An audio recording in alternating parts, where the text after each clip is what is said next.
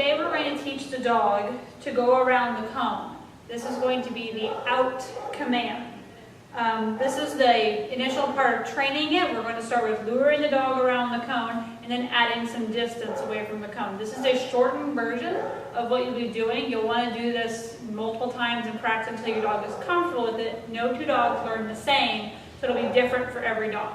What we're going to start out with is our dog on our left side. Wrist. You're going to have a treat in your left hand. The treat in your left hand right on the dog's nose. She takes it. Wrist. Right on the dog's nose so you can lure them with that left hand. You're going to walk up to the cone, dog's on the left side, and you're going to guide your dog around the cone with a treat in your left hand, giving it to your dog on the far side of the cone. Good girl. I'm not telling her to do anything right now, we're just going through the motions and getting the muscle memory of going around that cone. Good girl. We're going to do it on the right and the left, so now I'll switch my dog to the right side.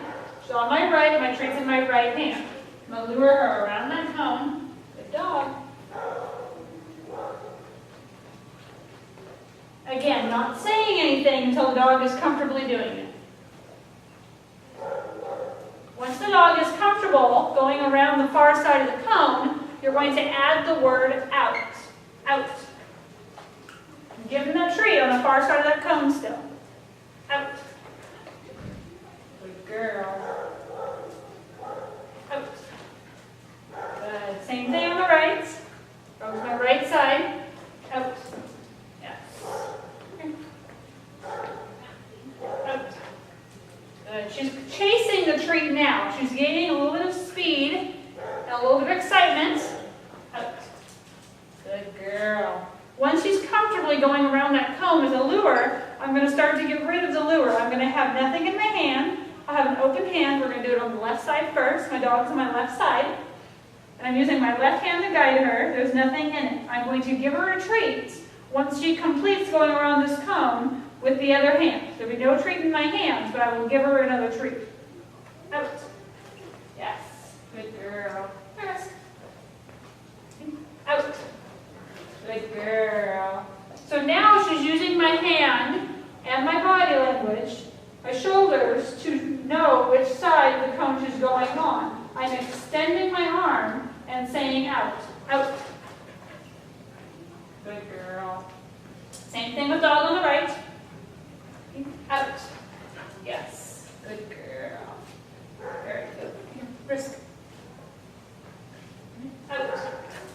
Yes. Good girl. It's very important to use the arm closest to your dog to direct them because we want them to be paralleling our body language, paralleling our shoulders as opposed to using the hand opposite of the dog wrist. So if I have my dog in my left hand, I'm using my right hand to lure the dog. It's changing the position of my shoulders so my dog is no longer paralleling my shoulders. If I use the hand closest to the dog, you can see how it changes your shoulders and your dog is paralleling your shoulders around that cone. Same thing goes with the dog on the right side.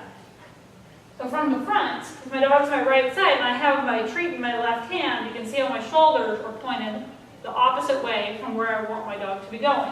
That's giving them mixed messages. We wanted the hand closest to the dog and directing them with that hand.